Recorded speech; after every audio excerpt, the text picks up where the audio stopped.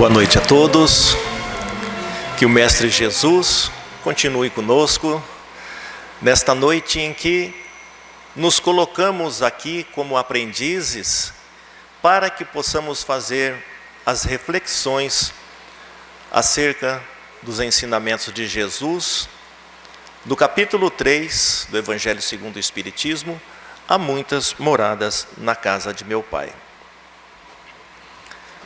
Naquela época, Jerusalém transformava-se.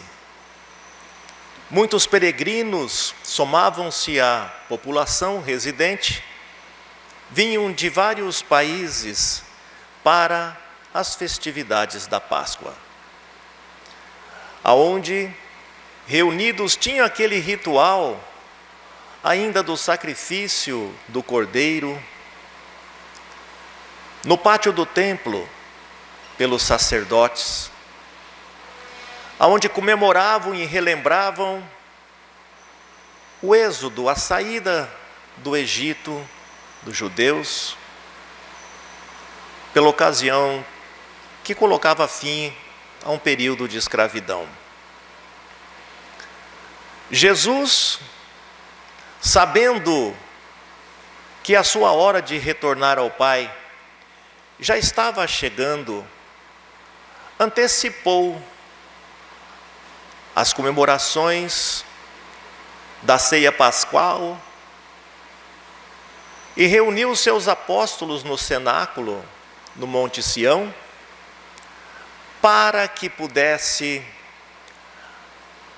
passar os últimos ensinamentos ao mesmo tempo que iria acalentar os corações daqueles que tanto amava e que continuou amando, porque mesmo sabendo do que estava por vir, ele não se descuidou da sua missão e amou os seus apóstolos até o fim.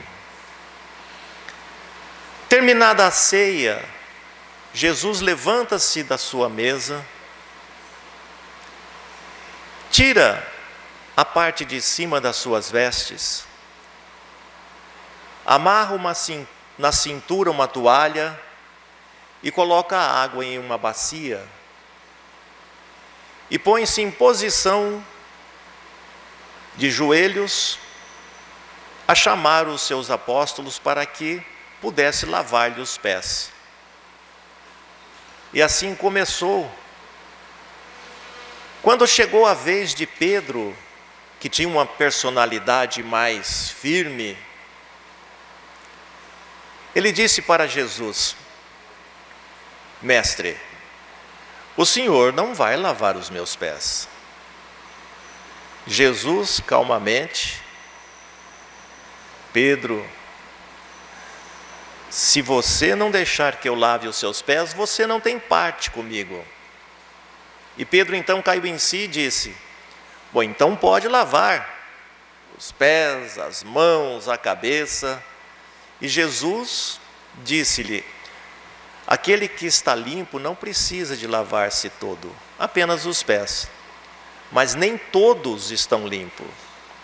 Jesus então lavou os pés de todos os seus apóstolos, dando ali um exemplo de humildade, aonde o Senhor transformou-se em servo.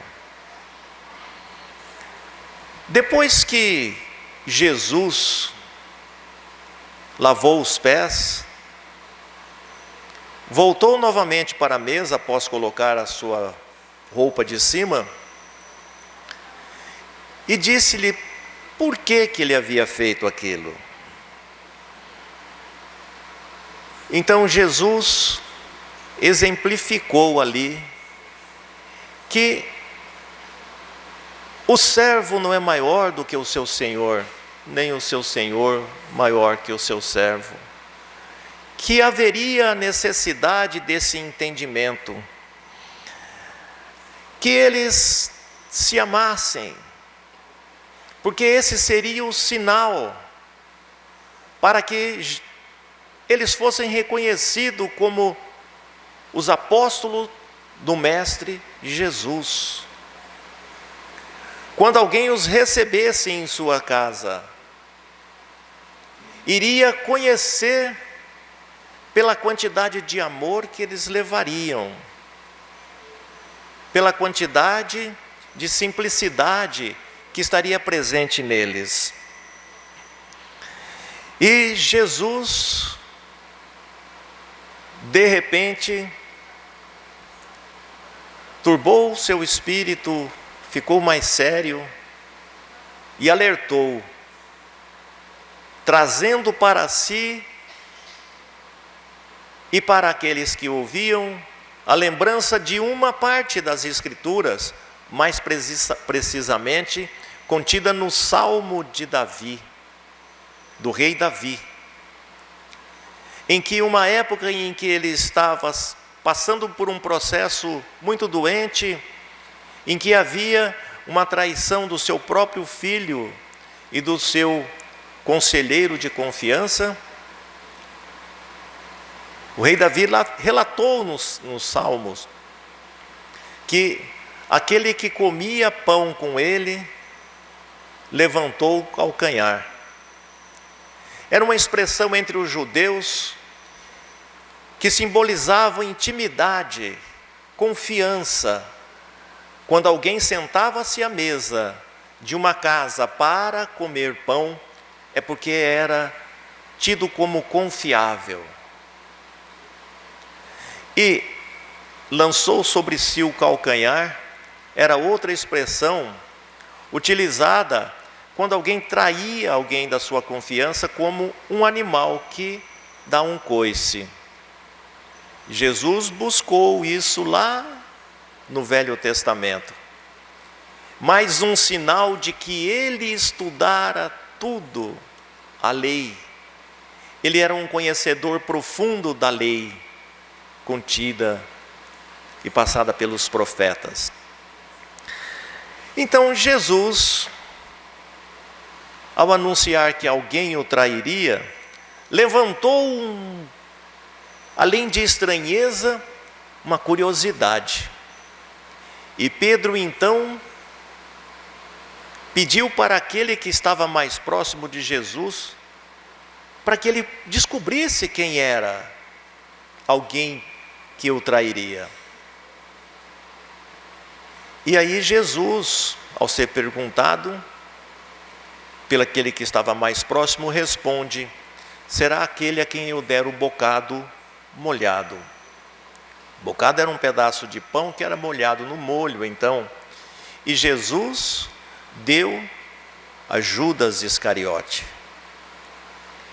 Em seguida, disse: o que tem que fazer, faze logo.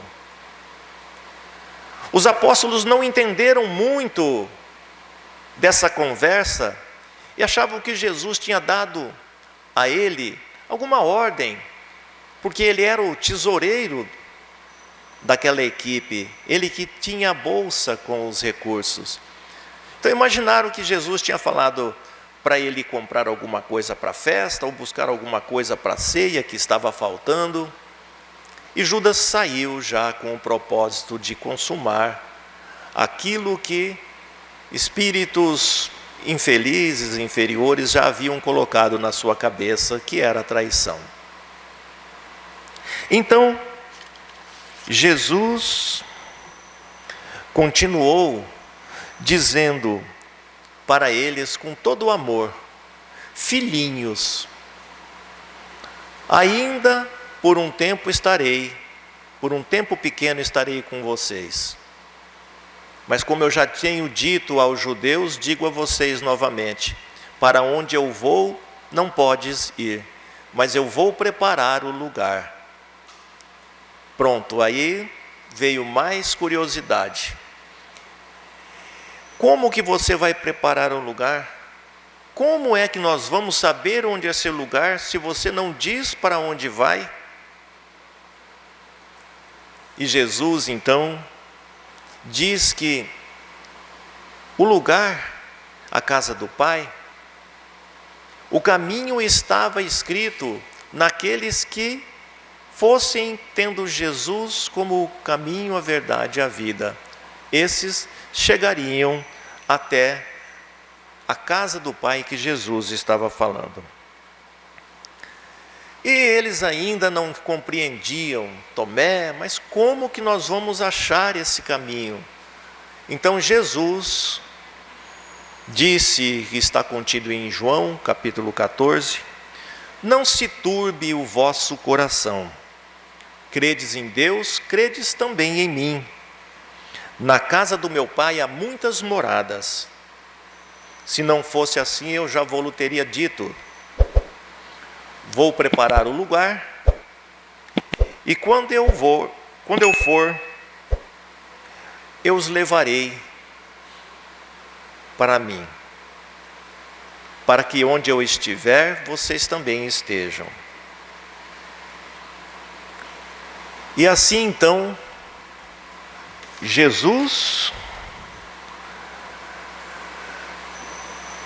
nesse momento que antecedia a Páscoa, horas antes, depois de ter lavado os pés dos apóstolos, como gesto de humildade, para que eles assim tivessem, fazendo-se servo, dizendo que haveria uma traição, e pedindo para que eles amassem uns aos outros, porque isso é que identificaria que eles eram discípulos de Jesus. Então, ensinou a lei do amor, ensinou a humildade. Onde é essa casa? O que é a casa do Pai que Jesus prometeu que iria preparar e depois viria buscar os seus apóstolos? O que é a casa do Pai? Muita gente ainda não sabe. Eu tenho certeza que essa plateia toda sabe do que nós estamos falando, mas muita gente ainda tem sérias dúvidas, porque Albert Einstein deixou essa frase nesse texto: tudo aquilo que o homem ignora não existe para ele. Por isso o universo de cada um se resume no tamanho do seu saber. Quantas pessoas acham que tem que aproveitar essa vida porque a vida é uma só? O mundo é dos vivos, morreu, acabou. Então, é preciso que a gente tenha um saber. Não basta ter um conhecimento apenas, ler. É preciso que a gente tenha profundo conhecimento, que a gente tenha sabedoria, que a gente seja sábio, para entender com profundidade os ensinamentos do Cristo. Então, é muito fundamental que a gente se pergunte: qual é o nosso universo? Qual é o nosso mundo? Qual o tamanho do nosso saber? Porque nós vamos ver no decorrer da explanação que não é possível a gente viver a vida esperando a mudança para um novo mundo, num novo universo, na casa do Pai, que a gente não sabe como é que é e como se dará. Então esses questionamentos, eles têm que estar presentes nas nossas reflexões, para que a gente possa identificar que nós somos os únicos responsáveis pela construção do nosso mundo. Quando a gente começar a entender isso, nós vamos poder nos qualificarmos como sábios. Porque o mundo não se dá assim: eu estou com 30, estou com 40, estou com 50, está quase chegando a hora de ir para um mundo. Nós é que construímos durante a nossa caminhada. Esse mundo, ele vai ser o reflexo daquilo que nós estamos vivenciando, como nós estamos agindo, quais as nossas intenções nos relacionamentos, que valores trazemos dentro de nós, como é que estão as nossas ações frente a todas as situações que nos são colocadas nesta caminhada. Então, nós vamos somando pequenas decisões, grandes decisões a cada dia, e aí nós vamos construindo o que nós somos. E vamos construindo também uma realidade daquilo que nós pensamos que nós somos ao nosso redor. Nós carregamos o reflexo dessas escolhas. Então, essa construção é um processo interativo das nossas ações, onde devemos estar conscientes dessas escolhas que fazemos. As reflexões antes de tomarmos decisões vão moldando quem nós somos. E aí, a gente vai escolhendo os caminhos por onde nós vamos trilhando e construindo esse mundo, esse projeto de vida que nos acompanha.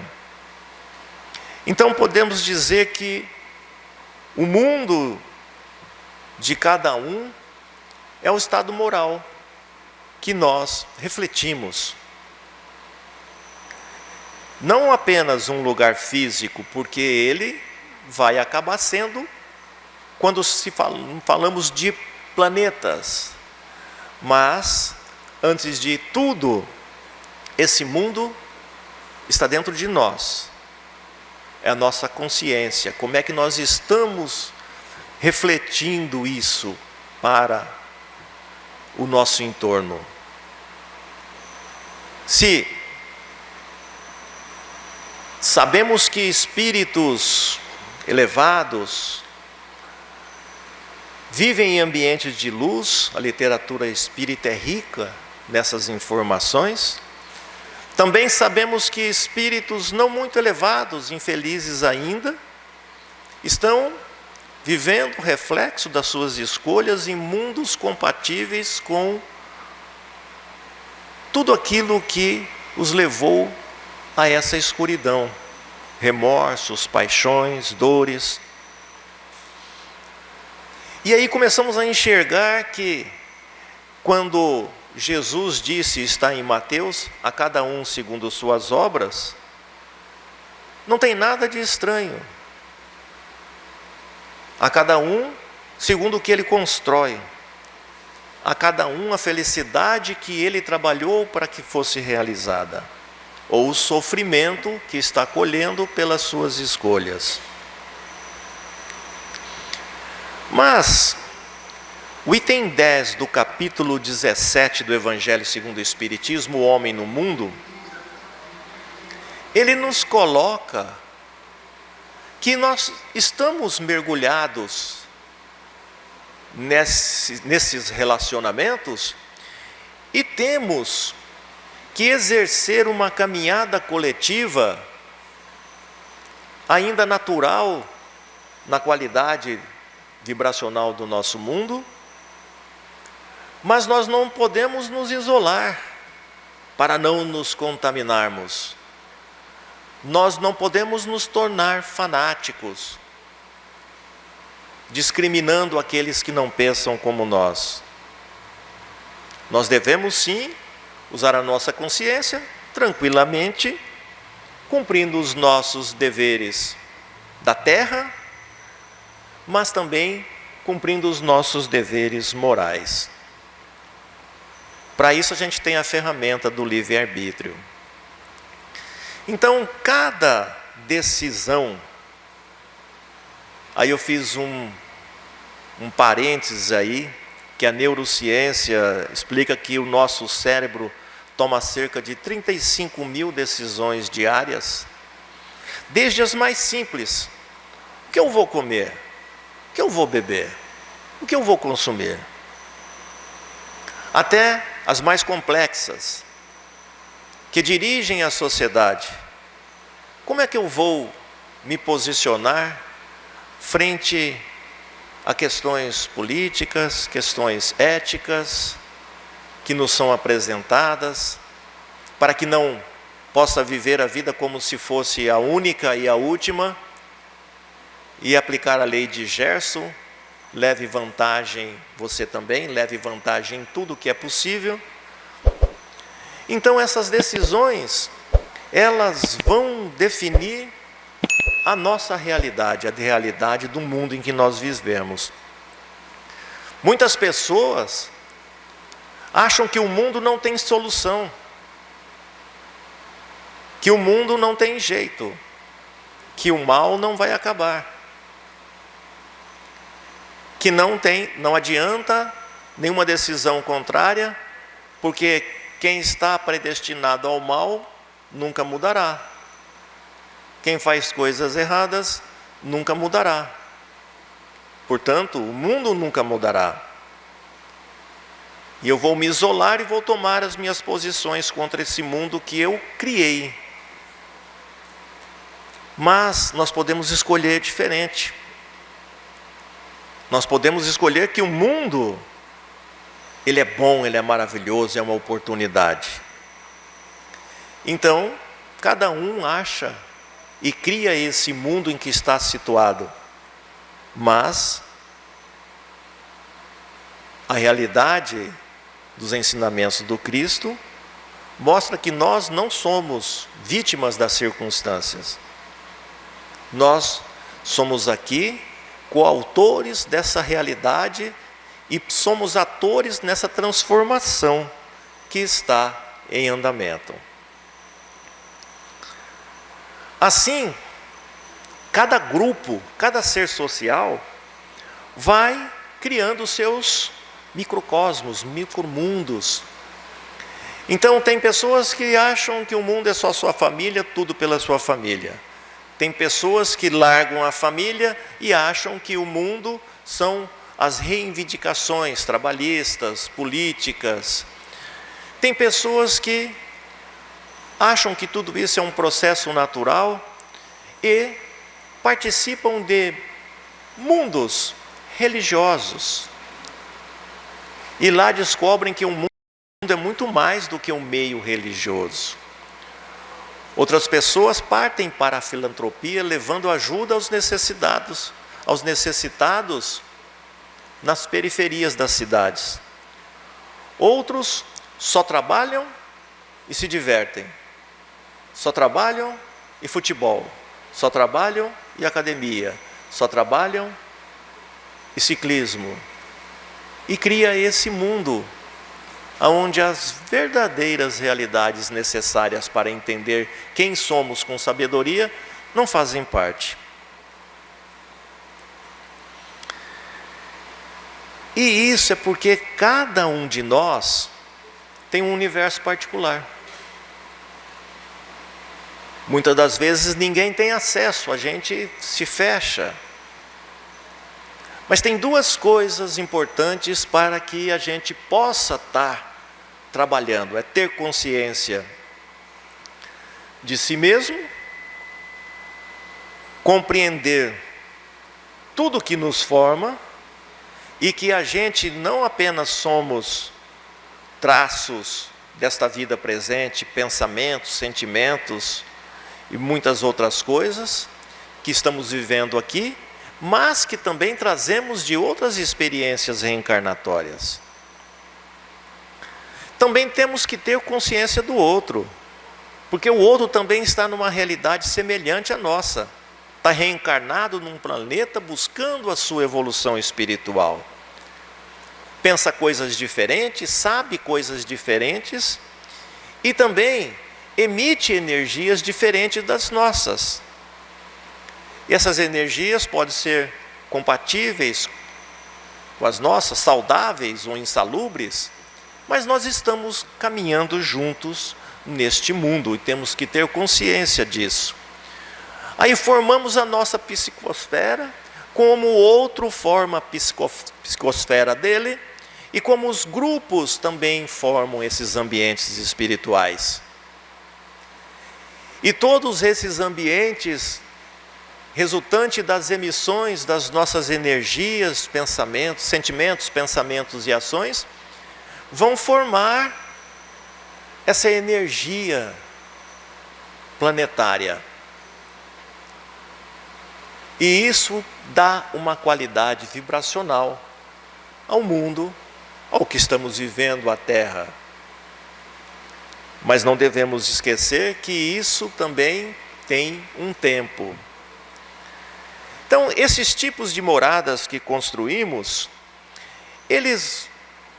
não podemos deixar de analisar também as moradas que visitamos durante o sono. As colônias espirituais, onde buscamos, e muitos espíritos buscam aprender, buscam se refazer, buscam contato com os familiares, e essas experiências, elas podem ser positivas ou podem ser negativas, de acordo com como nós nos preparamos durante o dia e como nós pedimos ao deitar, através das preces, essas oportunidades de aprendizado nas várias moradas no plano espiritual.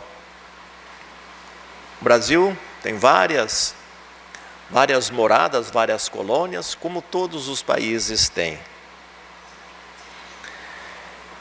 Então, nesse turbilhão de sentimento, pensamentos e ações, de todos nós, somados então a todas as relações que travamos na nossa caminhada, nós vamos trabalhando a confecção daquele ensinamento de Jesus, quando ele falou da parábola do festim de núpcias.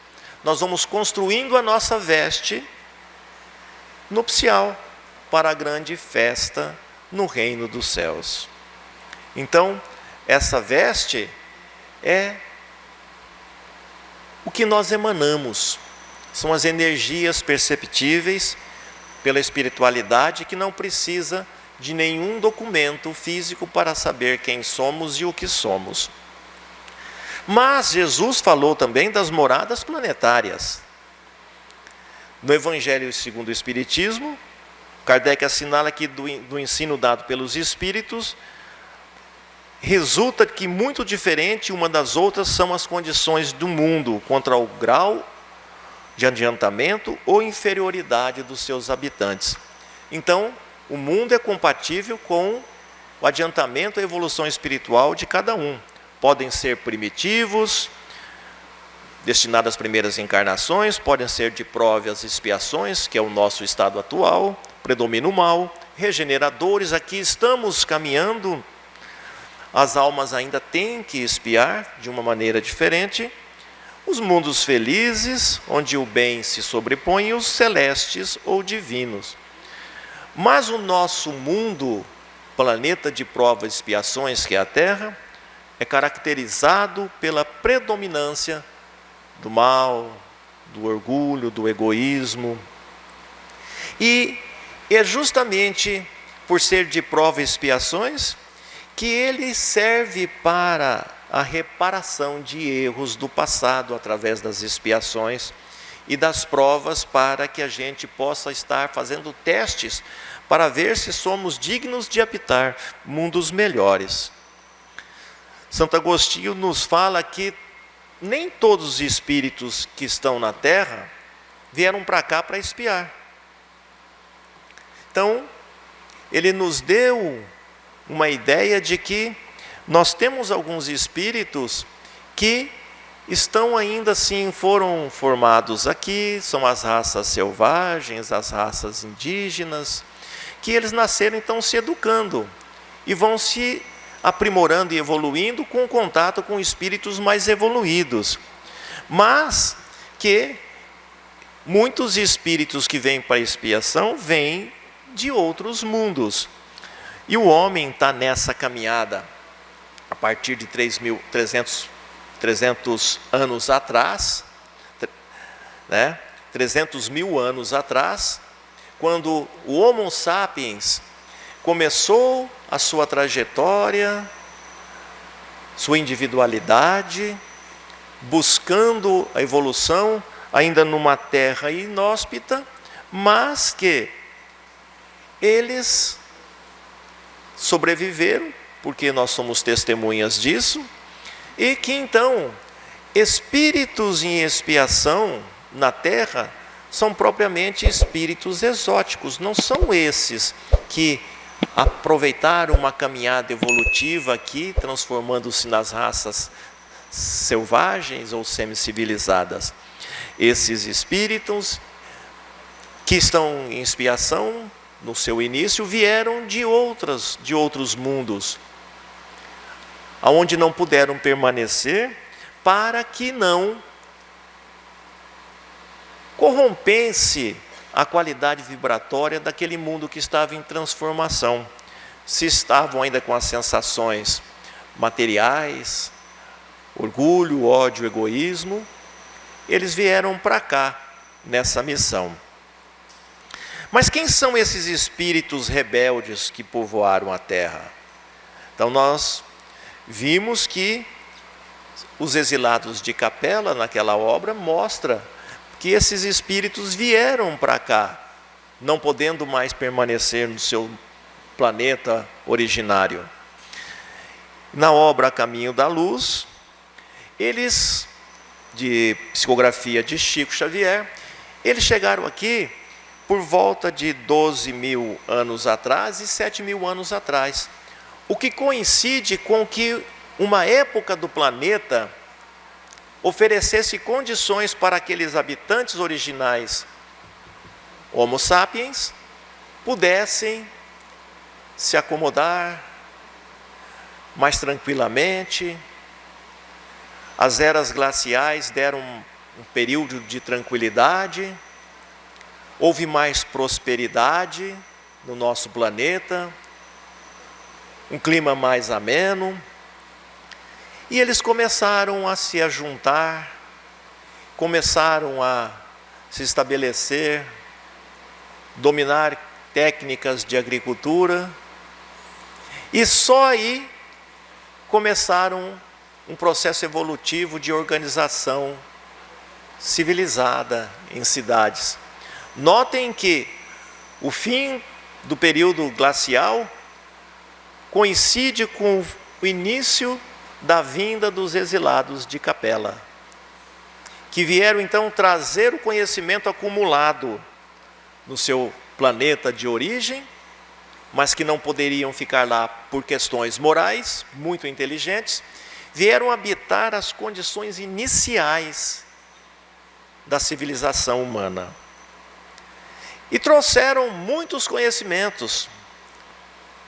A gente sabe que no nosso mundo atual, hoje, contemporâneo, muitas regiões ainda carecem de tratamento de esgoto, tratamento de água.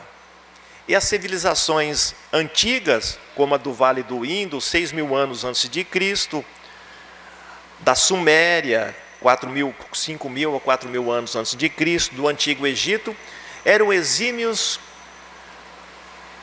elaboradores de uma engenharia urbana de tratamento de esgoto, tratamento de água, distribuição, irrigação, construções inexplicáveis das pirâmides. Então, esses exilados de Capela trouxeram todo esse conhecimento àquelas raças ainda que estavam aí iniciando o processo evolutivo.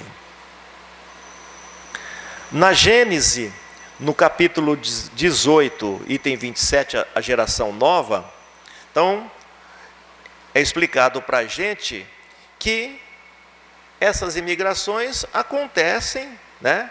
Mas elas vêm com uma finalidade de não deixar corromper aqueles mundos onde eles foram obrigados a emigrar e também de trazer o progresso àquelas raças ainda que estão se desenvolvendo.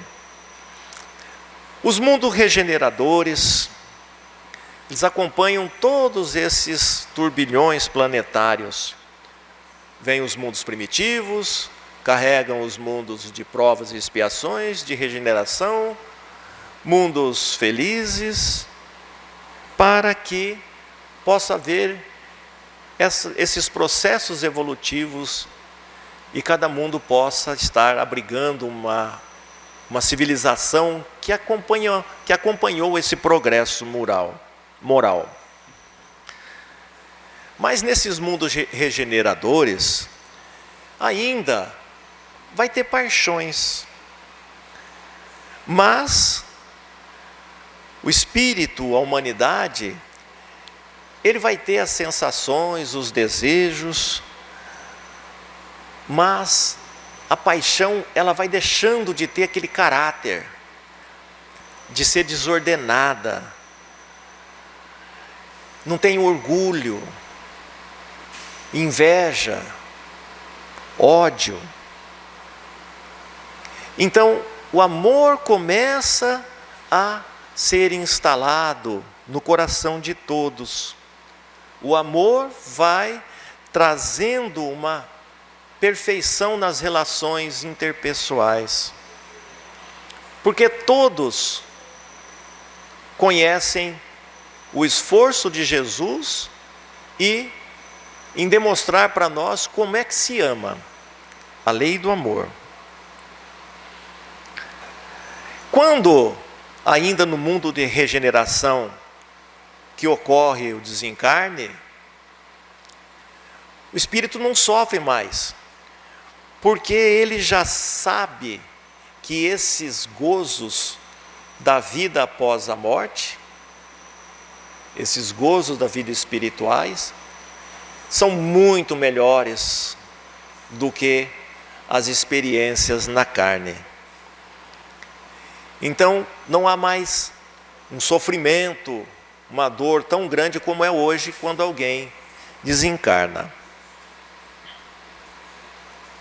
E esse processo para passar do mundo de prova e expiações para o mundo de regeneração, ele não vem assim, vai ter uma explosão, vai morrer todo mundo e vai depois só nascer gente boa.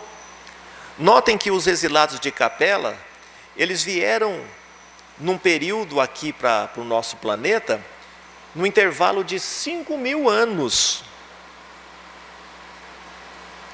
Demorou 5.000 anos para estar chegando aqui o pessoal, preparando uns que vieram primeiros.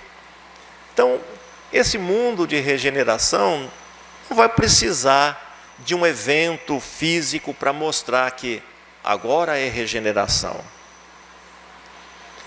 E assim, como os seres vivos progridem moralmente, os mundos progridem materialmente. Então, aquelas emissões grosseiras que nós ainda fazemos pelos nossos pensamentos, formando psicosferas individuais, mas que se tornam coletivas e regionais, essa carga de energias não tão purificadas, elas influenciam na vibração planetária, na qualidade deste planeta. Quando houver a mudança de todas essas sensações, essas vibrações, pensamentos e sentimentos, a energia do planeta será outra. A matéria será mais sutil. O mundo está evoluindo materialmente. E essa transformação, ela é um processo natural e previsto. E na Gênese planetária, na obra O Caminho da Luz,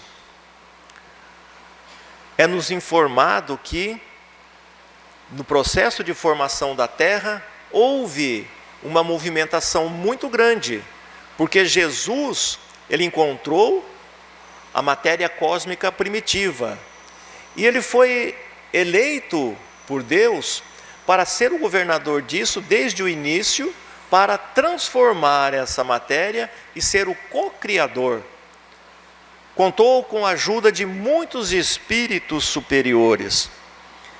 E note Nessa obra é dito que essa comunidade de espíritos angélicos superiores se reuniu 2 vezes nas proximidades aqui do nosso planeta.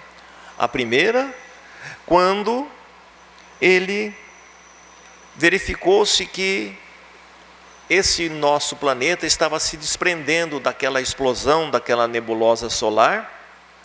Então, houve a necessidade de traçar um panorama, o projeto com quem Jesus contaria, quais engenheiros siderais para fazer as acomodações necessárias da química, da geologia, da biologia.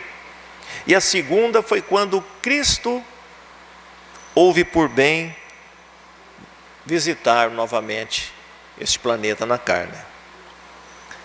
E essa história, então, de toda a evolução da Terra, ela está contada nos livros, mas está contada também na própria morfologia, na própria estrutura da Terra, no correr dos milênios, que passou por diversas eras e que deixou sinais na sua estrutura física. Então a Terra, essa senhora de 5 bilhões de anos, ela, se a gente for fazer uma relação, acho que muitos já viram isso, que todo esse processo do início até hoje demorou um dia, fizermos essa relação. Então o ser humano moderno, ele apareceu aqui na Terra, faltando 4 segundos para que desse as 24 horas. Então, às vezes, só para a gente ver a noção de tempo, a gente fica marcando tempo para que haja transição planetária, para que sejamos mundo de regeneração, mas a relação de tempo para o Criador é muito diferente da nossa. Então, a conclusão: evoluir espiritualmente e contribuir para um planeta melhor, especialmente agora nesse período de transição, exige um foco intenso na reforma íntima e na prática diária do amor, da empatia. A mudança começa com a transformação de cada um, do que estamos sentindo, do que estamos pensando e como estamos agindo. Essa é a verdadeira mudança. Para isso, a gente tem as ferramentas da reforma íntima, da autovigilância e reconhecer que ainda temos defeitos. Não nos culpar, mas identificar e corrigir. Para melhorar o planeta também, podemos exercitar a prática da caridade, da fraternidade, melhorando a vibração desse nosso planeta, que é a condição única, através da prática do amor, que o planeta vai evoluir e nós somos candidatos a permanecer aqui nesse processo evolucional. Então, compreender tudo isso é o que nós temos que exercitar no nosso dia a dia. Esse processo de transformação que o planeta passa e o que nós temos que fazer para nos transformarmos também. Então somos espíritos imortais, num caminho de experiência, do aprendizado, que ainda temos oportunidades todos os dias, e que a evolução, ela não vem num passe de mágica, ela não vem de um sorteio, não vem porque nós somos melhor do que o outro que está na nossa caminhada. Ela vem quando a gente aprende a amar e servir. Esse amar e servir nos remete lá no início da nossa exposição, quando Jesus reuniu os seus apóstolos para a última ceia, para a Santa Ceia Pascual. Ele primeiro pediu para que eles se amassem uns aos outros, porque isso queria fazer com que as pessoas acreditassem e confiassem que eles eram discípulos de Jesus, se eles se amassem uns aos outros. E Jesus serviu, foi servo, quando lavou os pés dos seus apóstolos. Então, amar e servir é condição natural e única para que nós possamos nos candidatar a permanecermos neste planeta que se prepara para um mundo de regeneração. Que possamos refletir sobre isso, amar, servir. Boa noite, obrigado.